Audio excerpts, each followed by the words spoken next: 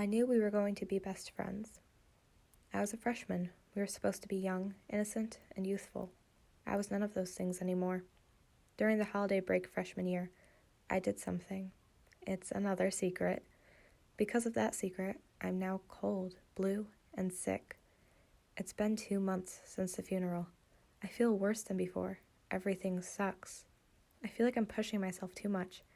I was too sick that day. I should have stayed home. Food is minimal now.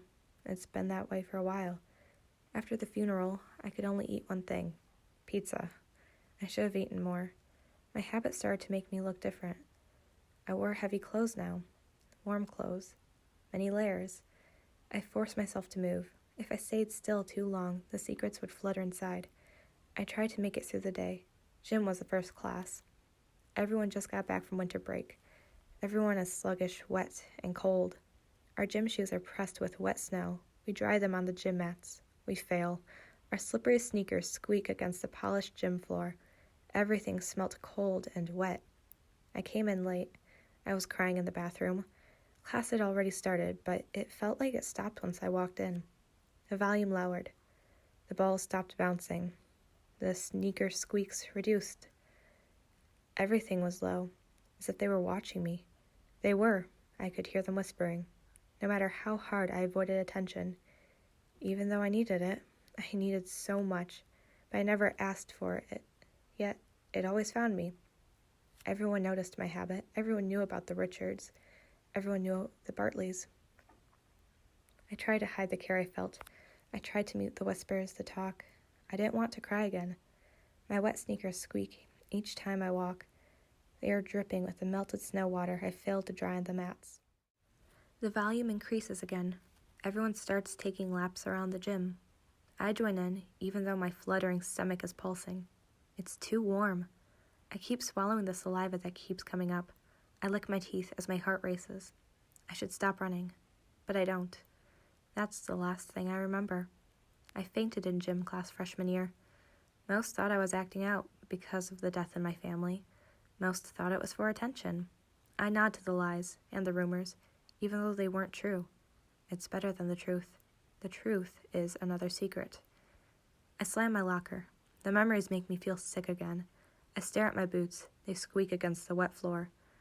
I walk the halls feeling paranoid. Sometimes a certain smell or sound can take me back to freshman year. High school just isn't for me. Everything in class is a blur, except photography. It's my red room for an hour.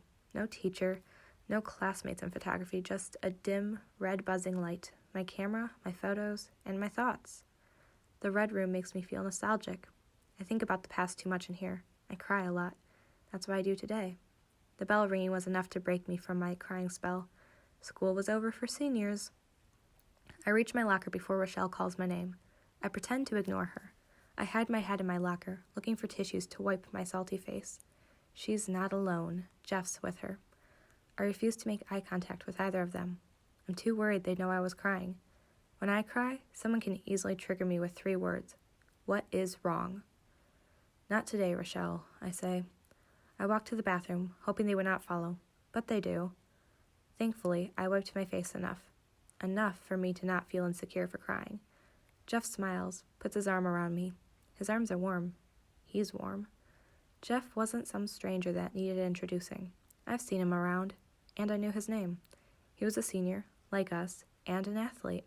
He was Rochelle's ex. Jeff looked like a person who'd attend an Ivy League school.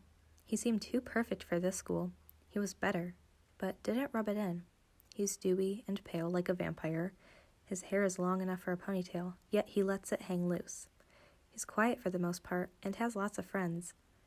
He talks to a lot of girls and hangs out with stoners, which includes Jake. He looked quite young, though. People say that about me. Through it all, Jeff looked sad. People also say that about me, too. I knew him well, through my eyes.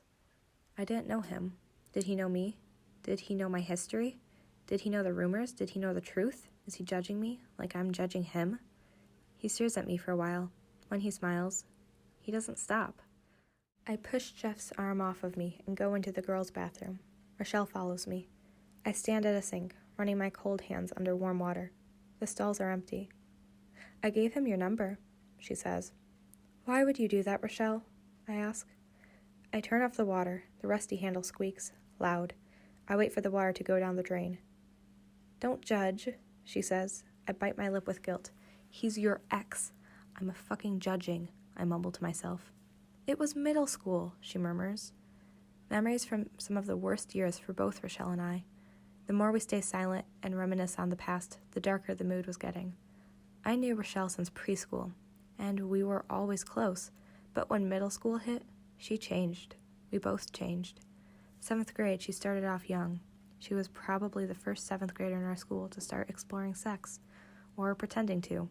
Her and Jeff were a couple, back then. She got this way for many reasons. When the summer hit, something happened. She started dating, not just middle school, but high schoolers. There was this one high schooler. He liked her for her rumors. This started to be a thing. Then at a high school party, he got her drunk and made her do things. His friends joined in too. I'm one of the only people she's told. Since then, she's never been the same.